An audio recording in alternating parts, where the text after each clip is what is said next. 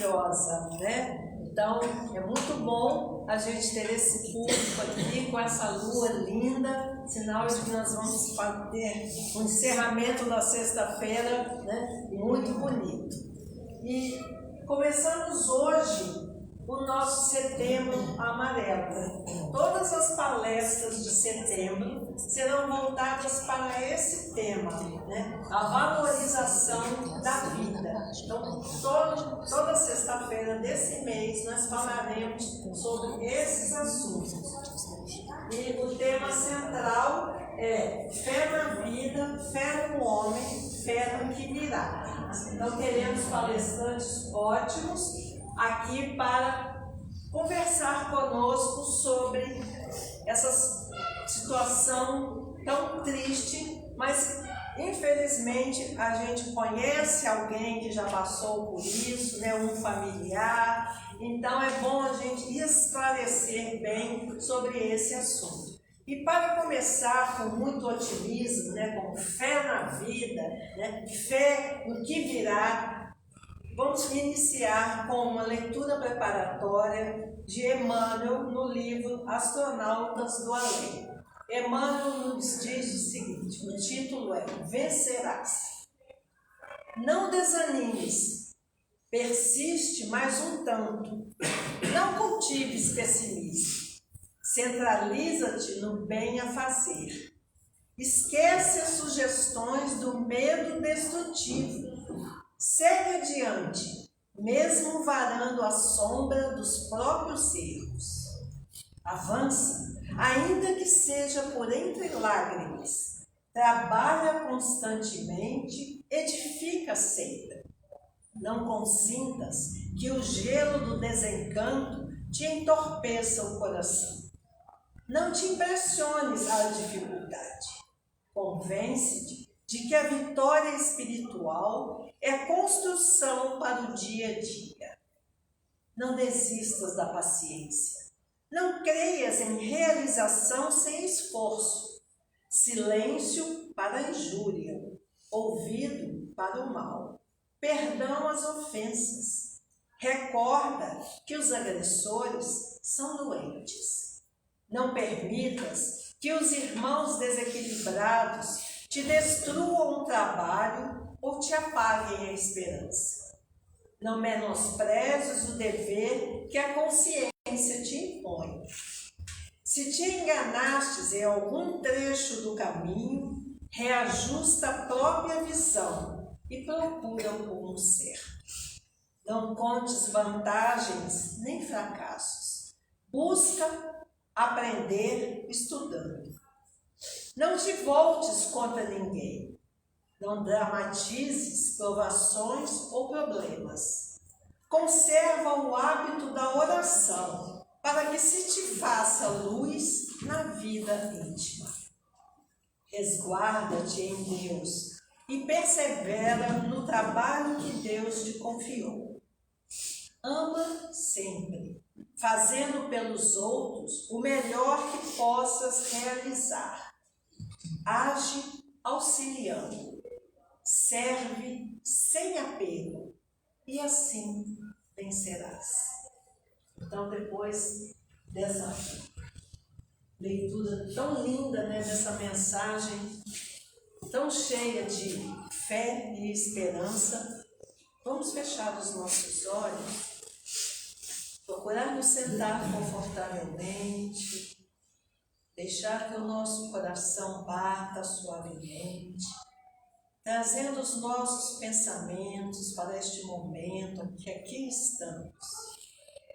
E assim vamos fazendo a conexão com o plano espiritual, com Deus nosso Pai, com Jesus nosso Mestre, com Maria Santíssima, nossa Mãe Celestial, com os mensageiros de luz e os benfeitores dessa casa, pedindo-lhes que tragam para todos esses ambientes do Centro Espírita Amor de Jesus, para todos nós, encarnados e desencarnados aqui presentes, a fé, a vontade de viver, a esperança, a confiança e o equilíbrio necessário para vencermos as dificuldades do dia a dia.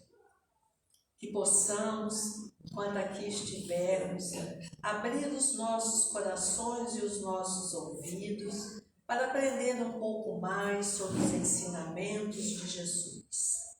Que a espiritualidade amiga traga as boas intuições para o Ricardo, que fará o estudo desta noite, e que ele possa trazer para nós o seu conhecimento como médium, como espírita e como ser humano. E assim, na certeza de que já estamos todos envolvidos pelas bênçãos divinas que recaem sobre nós, pedimos a permissão para iniciarmos mais uma reunião de divulgação doutrinária em nossa casa de oração. Que assim seja, graças a Deus. E hoje nós temos a ilustre visita, do Dr. Ricardo Simões, vocês devem conhecer. Ele, além de um excelente médico, é um espírita, de carteirinha. Então, ele veio aqui hoje falar para nós sobre resiliência, ciência e espiritualidade. Então, esteja à vontade, a casa é sua, tenha certeza que você está protegido. Fique à vontade. Boa noite para todo mundo. Primeiro agradecer a casa por me convidar mais uma vez para vir aqui falar. Essa é a terceira vez que eu falo aqui. E dizer que quando me foi apresentado o tema da fala de hoje, eu fiquei muito feliz, porque bate muito com o meu dia a dia, a minha vivência. Mas assim, dizer a vocês que assim, eu não sou médium ostensivo, não sou espírito de luz, então assim, tudo que eu vou falar para vocês já existe, e talvez vocês já conheçam tudo isso. Então eu peço um pouquinho de caridade de vocês para me ouvir hoje aqui, e assim, se de tudo que eu falar nada for uma novidade para vocês, pelo menos vocês exerceram a caridade e acumularam boas horas lá em nosso lar.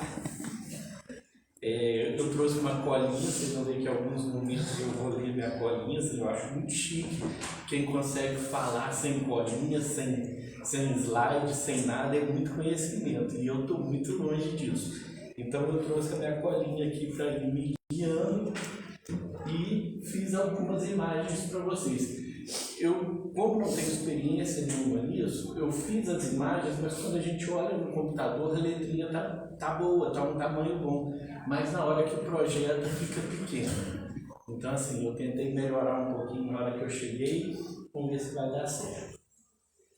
Quando foi me apresentado o tema, a proposta tinha essas duas frases. O espiritismo e a ciência se complementam reciprocamente. A ciência sem o espiritismo se acha na impossibilidade de explicar certos fenômenos só pelas leis da matéria. Ao espiritismo sem a ciência faltariam apoio e comprovação. Isso é uma frase que está na introdução da Gênese, de 1868, de Allan Kardec. E o outro tópico sugerido para abordar seria sobre a resiliência, um diálogo com a doutrina espírita. Então, eu comecei o nosso trabalho fazendo um roteirozinho do que eu iria abordar hoje aqui. Então, eu vou falar um pouquinho sobre ciência e espiritualidade, um pouquinho da história dessas duas vertentes.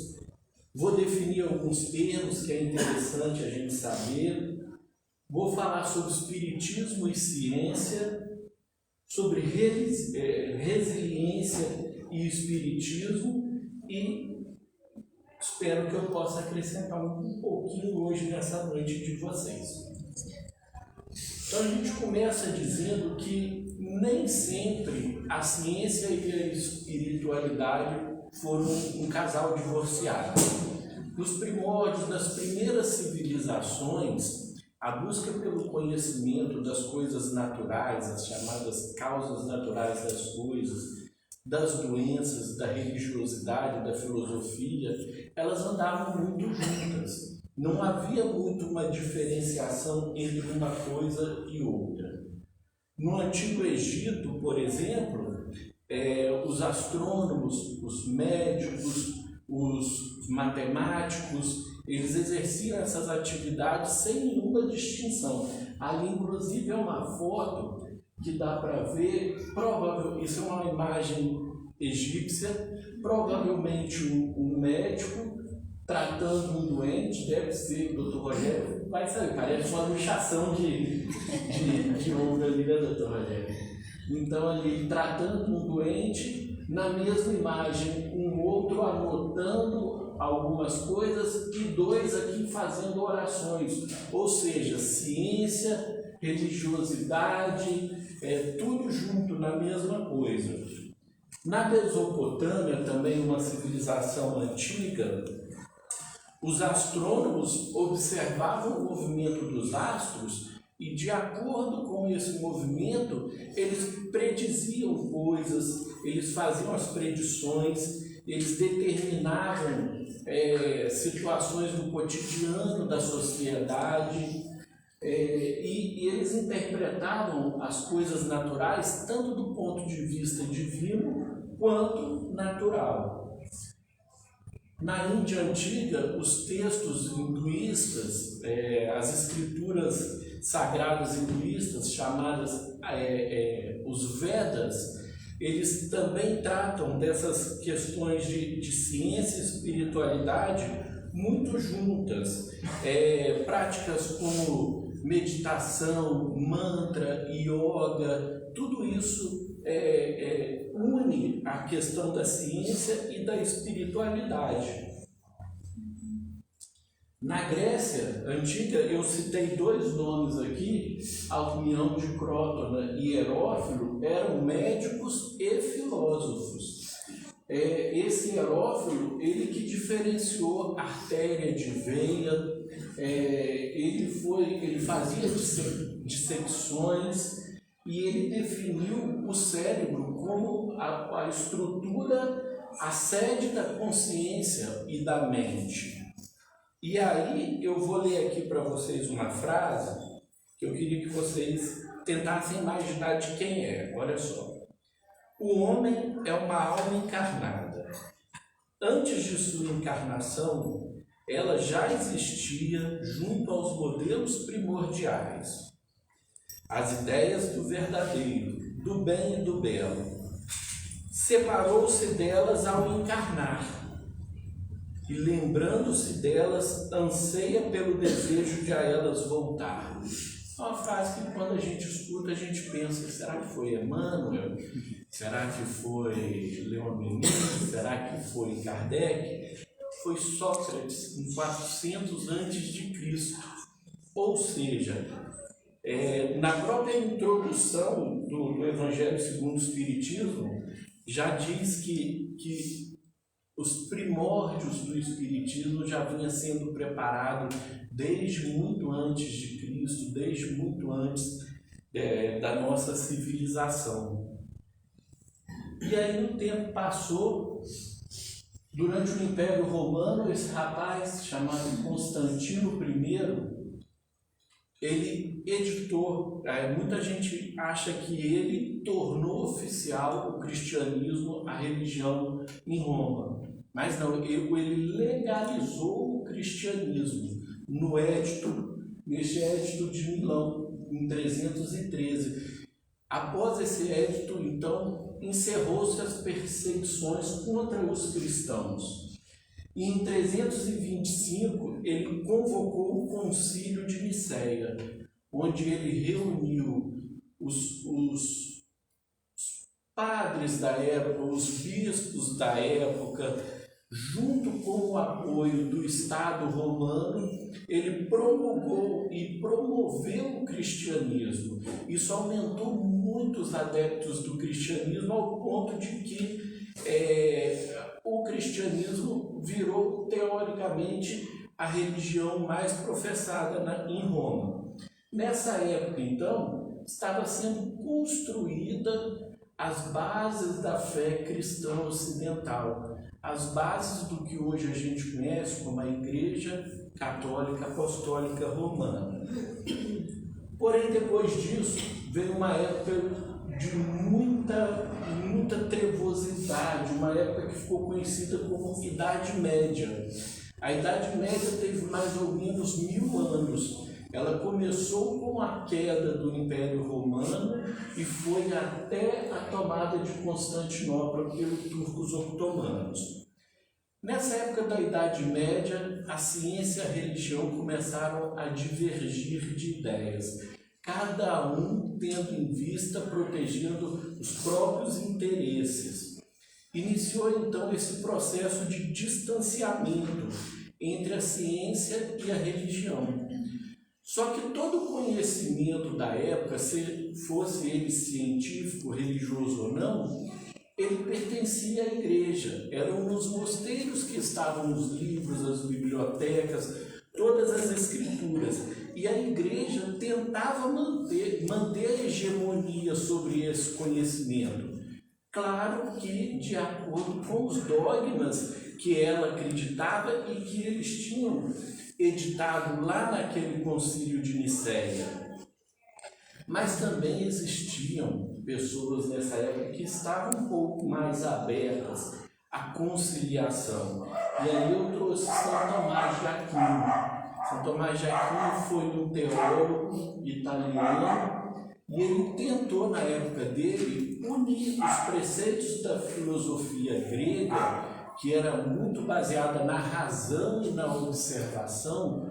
Para os gregos, a verdade só podia ser obtida através daquilo que pudesse ser observado e comprovado materialmente. Então, São Tomás de Aquino tentou trazer essa filosofia grega e incorporar ela dentro daqueles dogmas religiosos da igreja que estava surgindo. E aí ele tem uma frase que mostra muito isso.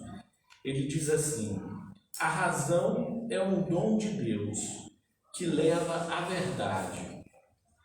E a fé revela verdades que a razão não pode alcançar.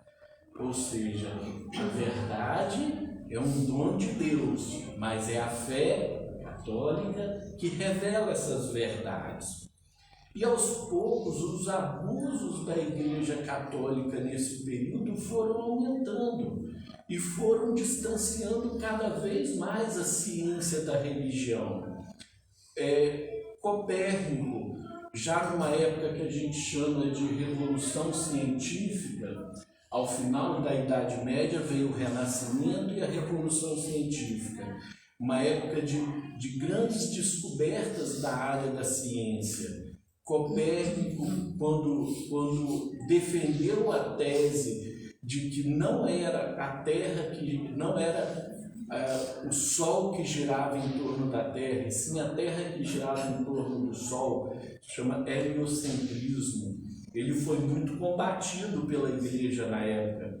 Ele morreu de AVC, não foi por causa da Inquisição. Mas um discípulo dele, Giordano Bruno, que também defendia essa tese, e outras que iam contra os dogmas da igreja, foi queimado na fogueira da Santa Inquisição. Galileu Galilei, que depois comprovou com os seus telescópios que Copérnico estava certo, não foi queimado, mas teve que se retratar perante a igreja. Então, assim, foi uma época de muita turbulência.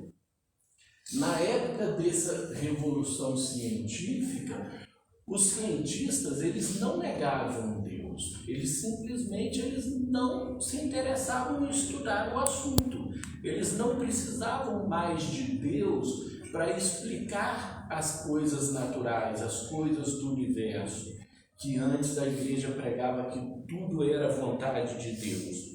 E aí veio um outro movimento após essa revolução científica chamada de iluminismo.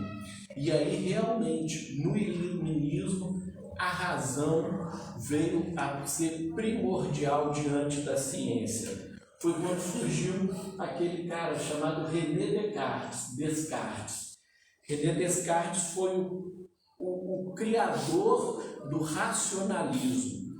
Ele dizia que a razão é a única e a confiável fonte para atingir o conhecimento verdadeiro. Foi dele a frase penso, logo existo.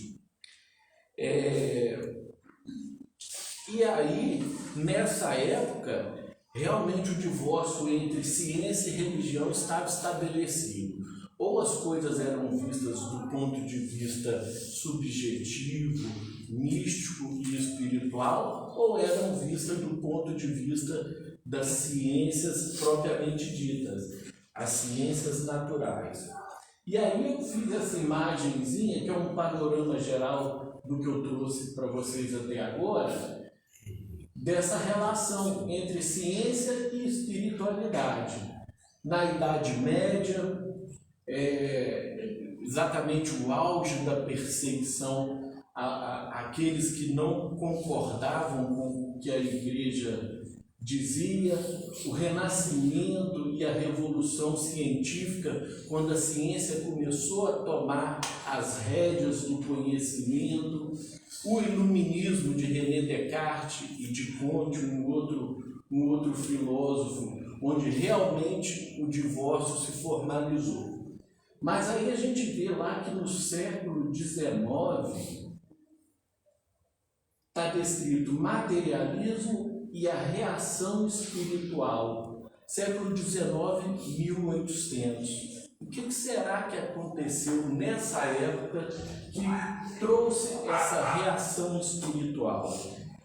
E aí, o que aconteceu foi que em 18 de abril de 1857, esse cara, Hipólite Léon Denisard Rivail, um filósofo, um pedagogo, um professor, um tradutor e um entusiasta do magnetismo. Ele estudava muito magnetismo na época, então, ou seja, um cientista. Ele publicou o Livro dos Espíritos. O Livro dos Espíritos, publicado em 1857, traz a definição do Espiritismo como sendo uma ciência que une, como sendo uma religião que une ciência, filosofia e religião. No livro de Kardec, O que é o Espiritismo, está descrito assim: o Espiritismo é ao mesmo tempo uma ciência de observação e uma doutrina filosófica. Como ciência prática, ele consiste nas relações que se podem estabelecer com os espíritos. Como filosofia, compreende que todas as consequências morais que dimanam dessas relações. Tá aqui, aquela segunda frase está no livro O que é o Espiritismo de Kardec. E no Evangelho segundo o Espiritismo, no capítulo 1, está descrito que a ciência e a religião são as duas alavancas da inteligência humana. Uma revela as leis do mundo material e a outra as leis do mundo moral. É interessante a gente refletir um pouquinho que, assim, diferente da religião judaica de Moisés, antes de Cristo, que ele escreveu a Torá, que é o livro dos judeus, né? Onde na Torá contém os 10 mandamentos, os mandamentos escritos por Moisés, que são 600 e alguns, não sei quantos. Moisés escreveu também os 5 primeiros livros do Antigo Testamento. Diferente de Maomé, que no século VII, na Península Arábica, criou o Islã.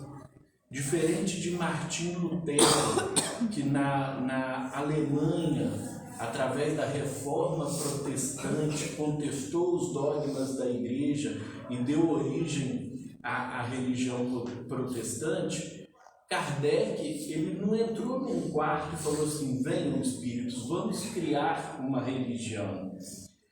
O espiritismo partiu de lá para cá, ele veio de lá para cá. Não foi uma imposição humana, não foi uma necessidade humana. Tudo começou com os chamados fenômenos da casa de Heidelberg, o fenômeno das mesas girantes. Na introdução do livro dos Espíritos, está dizendo que as primeiras manifestações inteligentes verificaram por meio de mesas que se moviam e davam determinados golpes, e assim correspondiam, segundo o que eles haviam previamente convencionado, como sim e não. Nessa mesma introdução do livro dos Espíritos, mais para frente diz: o ser misterioso que assim respondia, interpelado sobre a sua natureza, declarou-se que era um espírito ou um gênio. Ou seja, eles nem sabiam o que era aquilo. Naquela época, na França das mesas girantes, aquilo era um entretenimento. As pessoas se reuniam em torno daquilo como forma de passar o tempo, de se divertir. Kardec, como cientista que era, como estudioso, ele se debruçou sobre aquilo e, do ponto de vista científico, da observação, da aplicação da razão, ele conseguiu criar o que hoje a gente conhece como doutrina espírita. Na verdade, ele não criou, né? Ele elaborou, ele organizou os ensinamentos que vieram. Também na introdução do livro dos Espíritos diz: eis o termo que foi dado em Paris, em 10 de junho de 1853.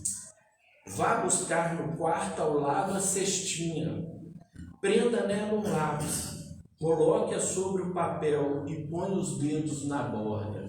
Então, tudo que começou com pancadas, com ruídos, depois passou para códigos. Cada batida, uma batida correspondia sim, duas correspondia não.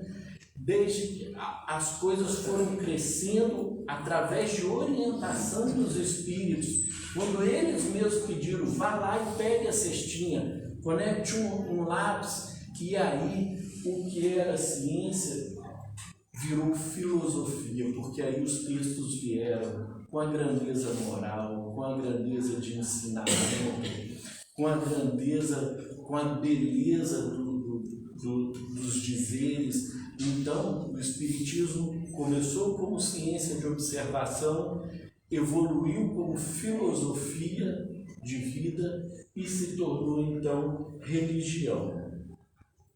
E aí, eu trouxe alguns termos que seria interessante definir, já que nós estamos falando que o Espiritismo é ciência, filosofia e religião.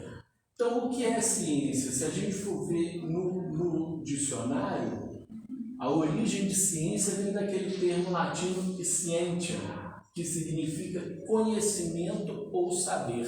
Por isso que quando a gente fala você tem ciência do que você está fazendo, ou seja, você tem conhecimento do que você está fazendo, você teve ciência do que aconteceu anteontem, ou seja, você ficou sabendo o que aconteceu anteontem. Então, às vezes a gente usa o termo ciência pensando só em estudos, mas ciência é conhecimento. E filosofia? Filosofia é um termo grego que deriva de duas palavras. Philos, que significa amigo ou amor, e sofia, que significa sabedoria. Ou seja, filosofia é o amor, o apreço pela sabedoria. Religião. Religião vem do latim religare, que tem o sentido de religar, de reconectar, de unir novamente. Religião normalmente está ligada a um conjunto organizado de crenças, de ritos, de dogmas. Então a gente costuma definir religião com a nossa relação com os outros que comungam dos nossos mesmos conceitos. Então, religião é a relação minha com os meus pares. Já religiosidade é a vivência interior da espiritualidade. Religiosidade é a disposição íntima da pessoa de se relacionar com o divino, se relacionar com o sagrado. Então, por isso que a gente diz que religiosidade é a relação nossa com Deus. Religião é a relação nossa com as pessoas. Tem um psicólogo americano, inclusive, que criou um termo chamado religiosidade intrínseca e religiosidade extrínseca. Religiosidade intrínseca é aquela em que a religiosidade é vivida e sentida pela pessoa como uma coisa íntima, como uma coisa pessoal. Ou seja, ela leva essa fé, ela leva essa crença dela para o dia a dia dela. Já a religiosidade extrínseca seria aquela religiosidade que ela é usada para outros meios. Por exemplo, a pessoa que se diz espírita vem uma vez por mês aqui, tipo eu assim, chega lá fora, não utiliza nada do que aprendeu aqui dentro. Um católico que vai à igreja, que comunga e que faz aquela festa maravilhosa de casamento, mas no íntimo ela não sente essa conexão com Deus, com o divino, com o sagrado. Então isso é chamado de religiosidade extrínseca. Então, de uma forma geral, religião seria a relação com os outros, religiosidade seria a minha relação com Deus, filosofia, o amor pelo conhecimento, e ciência, conhecimento e saber. E aí, com o passar do tempo, com a reaproximação da ciência e da espiritualidade, as coisas foram aos poucos se encaixando. A ciência ela não inventa nada, ela apenas descobre coisas. As coisas sempre existiram, mas é a ciência que vai se aperfeiçoando e coisas que antigamente eram ditas sobrenaturais, hoje a ciência tem explicação muito natural para todas elas. E aí eu fiz aqui umas anotações desse processo de evolução da ciência através dos tempos. Em 1857, Kardec publica o Livro dos Espíritos. Kardec era um pedagogo, como eu falei, e um entusiasta do magnetismo, ele era um cientista. Em 1869, o químico e físico William Crookes inicia a investigação sobre fenômenos mediúnicos. Aí a gente já vê um pouquinho de espiritualidade misturando com religião em estudos científicos.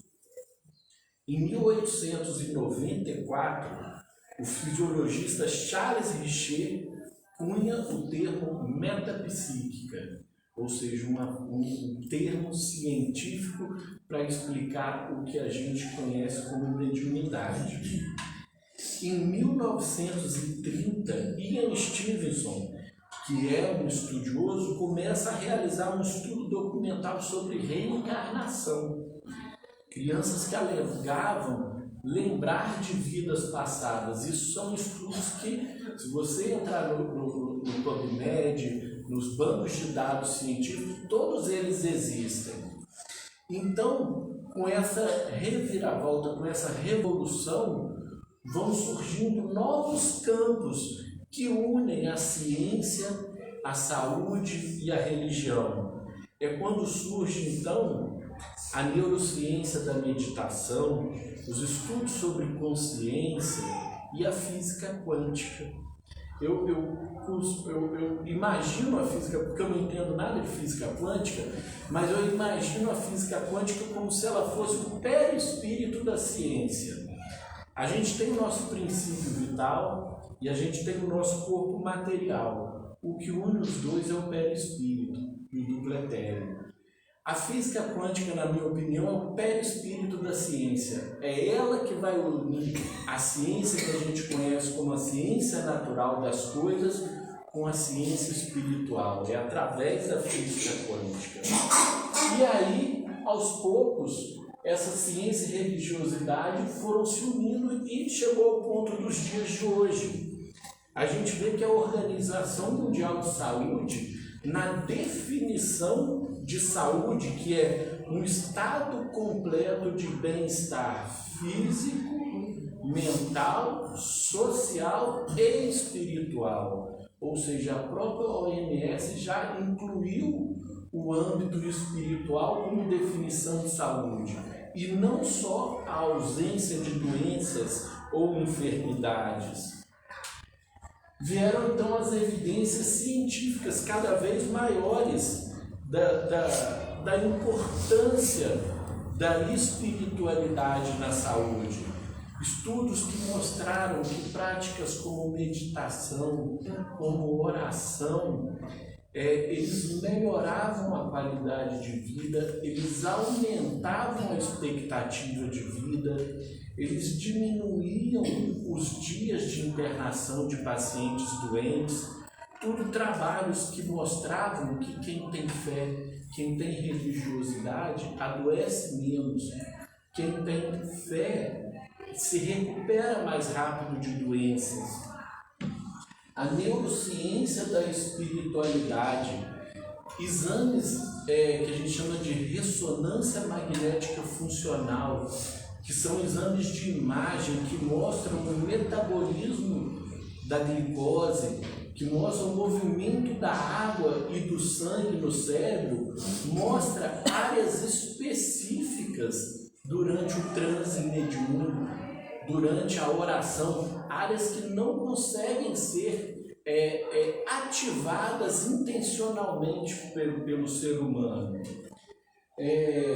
A psiconeuroimunologia, que comprovou que estados emocionais, estados mentais e espirituais influenciam diretamente na imunidade e no sistema endócrino do indivíduo. O passe magnético e a recuperação da saúde. Teve um estudo que foi feito, eu não sei aonde, mas eu acho que eu escutei isso numa outra palestra de outra pessoa, em que um estudo que a gente chama de duplo cego. Duplo cego é aquele estudo em que nem o paciente sabe o que está sendo feito e nem quem está aplicando o estudo sabe o que está sendo feito. Então, pegaram uma quantidade grande de pacientes em coma, em UTIs, ou seja, não tem como o paciente saber, e em um grupo de pacientes aplicaram um passe magnético, em outro grupo não. Mas nem os médicos sabiam quem eram os pacientes que estavam recebendo o passe e quem não eram esses pacientes. No final, quando abriu-se o resultado dos estudos, percebeu-se que os pacientes que receberam o passe magnético se recuperaram muito melhor e muito mais rapidamente. A genética e a mediunidade saiu esse ano. O estudo foi em 2021, mas ele foi publicado esse ano. Um estudo em que pegaram 50 médiuns ostensivos, que exerciam a mediunidade sem nenhum interesse, seja ele financeiro ou de propagação de imagem, fizeram um mapeamento genético, a gente chama de exoma, desses médiuns e dos irmãos deles, que não eram médiuns, ou seja, aqueles que deveriam ter o mesmo código genético que eles. E eles perceberam que havia mais concordância genética entre os médios do que entre irmãos. Ou seja, a mediunidade sendo explicada por genética, por estudos de genes. E aí, com toda essa revolução, áreas que a gente chama de áreas pontes, como medicina paliativa, medicina integrativa, a psicologia transpessoal, áreas que combinam as terapias convencionais com as práticas de mente, corpo e saúde, foram crescendo muito. E aí, então, depois de séculos de afastamento, ciência e espiritualidade agora dialogam no mesmo terreno da saúde. Por quê? Porque a ciência, ali eu vou ter que começar a medir, mas a ciência já mostrou os efeitos da espiritualidade com estudos robustos, estudos de grande proporção, estudos muito bem elaborados. Os pacientes começaram a se interessar mais com isso e pedir essa visão mais holística da saúde. As instituições de saúde perceberam os benefícios dessa integração de saúde e espiritualidade. Os planos de saúde estimulam muito isso, porque a pessoa vive mais, a pessoa adoece menos, ou seja, ela paga mais plano de saúde e utiliza muito menos. Então, os planos de saúde estão estimulando muito essa relação. E aí a gente percebe que a sociedade ocidental passa por um momento de espiritualidade sem religião, que é aquilo que eu falei, que é a espiritualidade como vivência íntima de harmonia com o sagrado, sem religião, sem a necessidade de regras, sem a necessidade de dogmas, sem a necessidade de cumprir nenhum protocolo. Então, com isso a gente vê que coisas que andavam juntos, ciência e religião, se afastaram durante 1000 anos e hoje andam juntas novamente, pelo bem de todos nós. Isso é a evolução nossa, é da lei de evolução, é inevitável e a gente tem muito a evoluir. E aí o outro tema que pediram para que eu falasse um pouquinho hoje seria sobre resiliência. A resiliência é uma definição da física. O que é a definição de resiliência? É a capacidade de absorver a energia de uma fonte externa, é a capacidade que um corpo tem de absorver a energia de uma fonte externa, deformando-se temporariamente a sua estrutura, mas retornando à forma original após cessada essa força externa. Então a definição de resiliência ela veio da física. Como eu disse, a propriedade de alguns corpos apresentam de retornar à forma original após terem sido submetidas a uma deformação elástica. E aí a psicologia na década de 70 e na década de 80 pegou esse termo e aplicou à saúde mental. Ela fez esse empréstimo e na psicologia resiliência refere-se à habilidade do indivíduo para lidar com problemas, adaptar-se às mudanças, superar obstáculos ou resistir à pressão das situações adversas, como os choques, como os estresses, sem entrar num surto psicológico, emocional ou físico, por encontrar soluções estratégicas para enfrentar e para superar essas dificuldades. Então, um termo que veio da física começou a ser aplicada à psicologia, à saúde mental. Só que resiliência na física o termo foi cunhado no para o século de 1800. E como eu disse, na psicologia, ela foi aplicada a partir de 1970. E aí eu fui ver, mas na Bíblia já falava de resiliência. Como que na Bíblia fala de resiliência, um termo que só surgiu em 1800? Na Bíblia fala de resiliência através dos exemplos. Então eu anotei alguns versículos bíblicos aqui que fala de resiliência sem citar a palavra. Provérbios 24:16. Ainda que o justo caia 7 vezes, voltará a se levantar. Isso é resiliência. Mas uma só calamidade é suficiente para derrubar o perverso. Ou seja, falta resistência, falta maleabilidade, falta resignação. Deuteronômio 31, capítulo 31, versículo 8. Não tenha medo nem desanime, isso é fé, pois o próprio Senhor irá diante de vocês. Ele estará com vocês, não os deixará e nem os abandonará. Isso é outro exemplo de resiliência. Não desanime, não enfraqueça, não entregue os pontos. Tiago, capítulo 1, versículo 12. Feliz é o homem que persevera na provação, porque depois de aprovado receberá a coroa da vida. Deus prometeu aos que o amam. Isso também é exemplo de resiliência.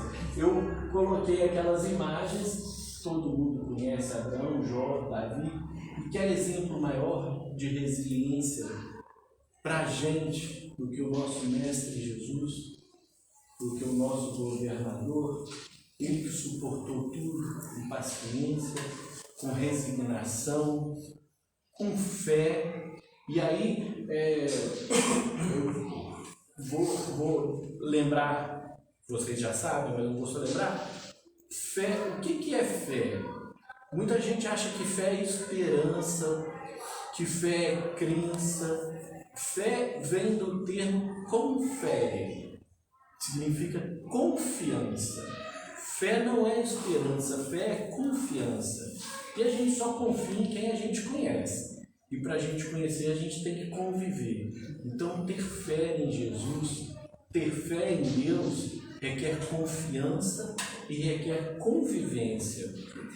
Então, diferente daquela visão judaico-cristã de um Deus punitivo, de um Deus vingativo, que tudo que ocorre de ruim na nossa vida é castigo de Deus, diferente dessa visão que eu chamei de uma visão passiva, o Espiritismo ensina a gente a ter uma visão ativa, ou seja, exercer a nossa resiliência. Resiliência não é citado no Espiritismo, porque, como eu falei, é um termo que vem. Resiliência na área da saúde mental vem da década de 70. Então, resiliência não é citada no Espiritismo, mas a sua essência está implícita em termos como aceitação, resignação, tolerância, caridade, paciência diante das dificuldades, esperança de um ideal superior. Resiliência está na compreensão do sofrimento como um meio de crescimento. O Espiritismo, diferente da visão judaico-cristã de um Deus punitivo, o Espiritismo mostra nossas dificuldades como uma oportunidade de crescimento, para que a gente aprenda com essas dificuldades e que a gente promova um crescimento espiritual e uma transformação, para que as adversidades virem aprendizado e progresso. Aceitar as coisas como elas são não significa que a gente não deva procurar mudar, procurar melhorar.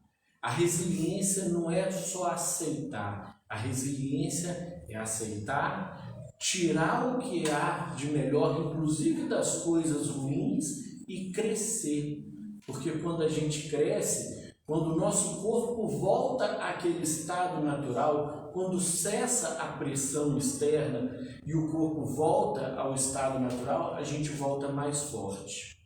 É aquela imagem que eu botei para alguns slides atrás do bambu. O bambu, quando o vento bate, ele enverga, mas ele não quebra. Cessada a força do vento, ele volta ao seu estado original e volta mais forte. E aí, apesar de resiliência não ser um termo que é encontrado em nenhum livro espírita, eu procurei ver no Evangelho segundo o Espiritismo algumas ligações de resiliência com o Espiritismo. E está lá no capítulo 2, meu reino não é deste mundo, o ponto de vista. Para aquele que se coloca pelo pensamento na vida espiritual, que é infinita, a vida corporal não é mais do que rápida passagem, uma breve permanência num país ingrato. O que é isso, gente? Isso é paciência. Nós estamos aqui, nós tivemos essa oportunidade de estarmos aqui, vamos ter paciência com as dificuldades e vamos aprender com elas. No capítulo 5, bem-aventurados pobres de espírito e os puros de coração.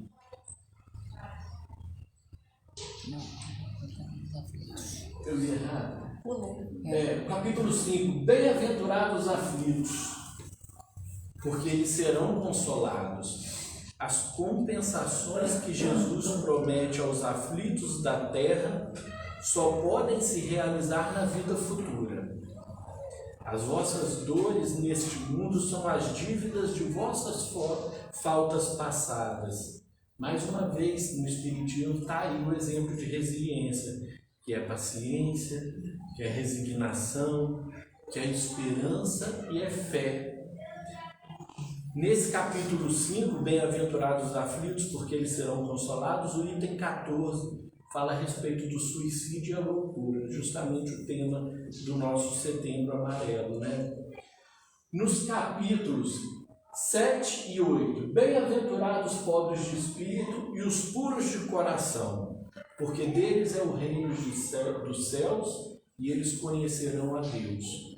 Mais uma aplicação de resiliência ao Espiritismo.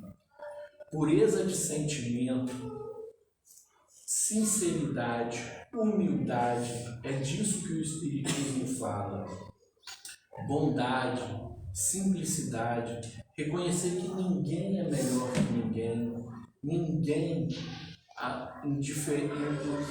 independente da situação social, econômica, ninguém é superior ao outro, somos todos iguais. Então, essa lição de humildade e de bondade também faz parte de resiliência. No capítulo 9, bem-aventurados os mansos e os pacíficos. A lei da doçura, da moderação, da mansuetude, da afabilidade e da paciência. Saber que a paciência, a mansidão, faz bem tanto para o corpo quanto para a mente. Isso também é resiliência. No capítulo 10, bem-aventurados os misericordiosos. O que seria da gente sem o perdão? Mas o perdão, como o espírita conhece o perdão sem rancor, o perdão sem guardar mágoa, o perdão de reconhecer que aquele outro errou com você, mas você o perdoou de coração, não é aquele perdão, eu te perdoo, mas a partir de hoje a gente não convive mais. Isso não é o perdão do espírita. O perdão do espírita tem que ser um perdão de coração, sem mágoa, sem rancor e com esquecimento. No capítulo 11, amar ao próximo como a si mesmo. Esse é a base de toda a lei, né? Onde está contida toda a lei, todos os profetas. Amar a Deus acima de todas as coisas e ao próximo como a si mesmo. A lei da caridade, da indulgência, da benevolência. também isso é resiliência. E aí a gente se pergunta o que tem a ver resiliência com o nosso Setembro Amarelo? Tem tudo a ver.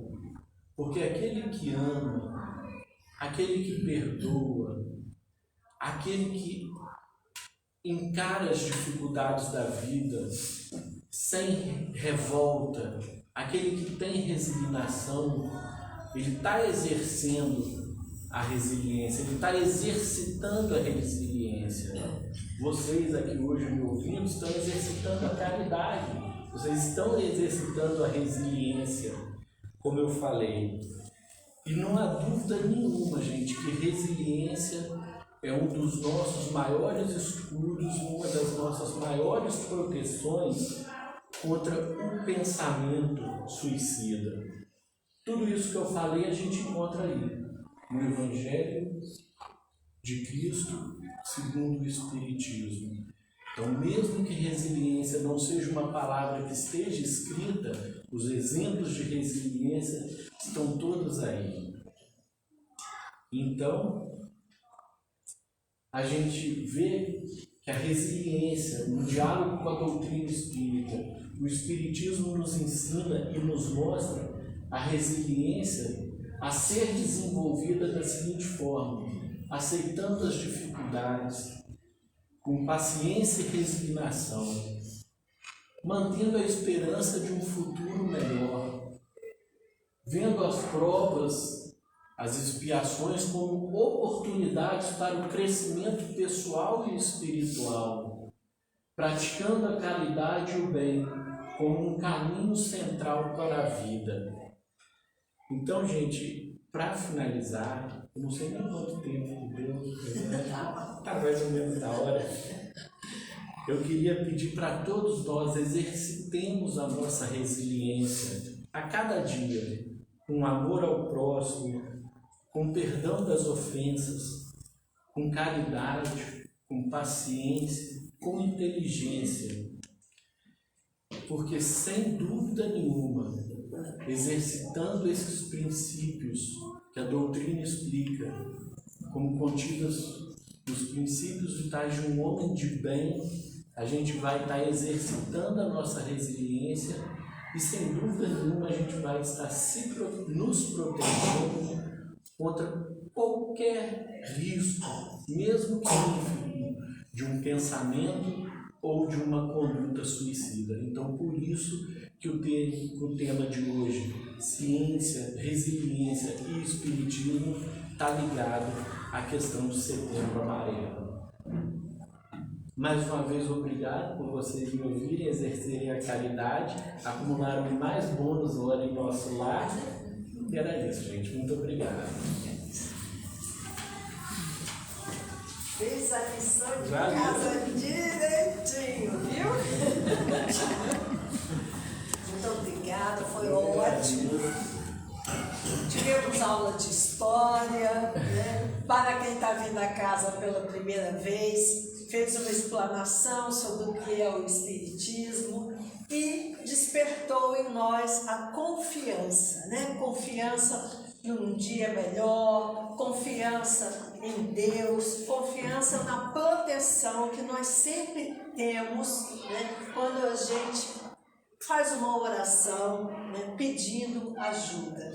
Então, que a gente saia daqui aptos para ajudar aquele que ainda não tem esse tipo de conhecimento, né, que ainda não sabe, né, que se dobrando como um bambu, depois a gente vai se erguer mais forte, com mais fé, com mais confiança. Então, que a gente possa ajudar aqueles que estão neste momento passando por essa situação de não enxergar uma luz no final do túnel. E a gente sabe que essa luz existe, começa dentro de nós, né? E podemos passar essa luz, iluminar o caminho de outras pessoas, com confiança, com resiliência, sendo fortes para vencer os obstáculos que nos fazem somente crescer. Então, muito obrigada, Ricardo, foi ótimo, pode relaxar, ele estava nervoso, pode relaxar, foi maravilhoso, Obrigado, viu? obrigado. Ó, pra frente ele vai te chamar mais vezes. Eu vou aproveitar aqui, então agora que eu já terminei, estou mais tranquilo. Tá. Essa é a terceira vez que eu falo aqui, né? Mas é a primeira vez que eu falo sobre o Espiritismo. As outras 2 vezes eu falei só como médico. Exatamente. Então, Foi no Setembro Amarelo que Exato, a gente... mas eu falei como médico. Hoje eu pude falar um pouquinho como espírita também. Mais uma vez, obrigado a todos, gente. Então, gente, depois desse agradável estudo, com muita alegria, com muito conhecimento, nós temos agora que agradecer, né? Então, vamos fechar os nossos olhos e agradecer a Deus, a Jesus, a espiritualidade amiga, a oportunidade de aqui estarmos, conhecermos um pouco mais sobre essa doutrina que nos dá tanto ânimo, tanta coragem, tanta força para seguirmos adiante. Que as nossas boas vibrações possam alcançar a todos que nesse momento estão passando por dores, por aflições, estão desesperados, sem conseguir encontrar uma saída para os seus obstáculos. Que eles possam receber de nós esse amor, essa ajuda, essas boas vibrações, para que eles também consigam se reerguer e pensar na vida como um presente de Deus. Que eles tenham fé na vida, que eles tenham fé no que virá, porque tudo que vem até nós vem com a graça de Deus. Tudo que acontece em nossa vida segue o planejamento de Deus para cada um de nós, seus filhos muito amados e protegidos por Ele. Então, que possamos, neste momento, agradecer e levar as nossas boas vibrações através dos nossos pensamentos para todas essas pessoas, esses espíritos que estão precisando encontrar o caminho de Deus.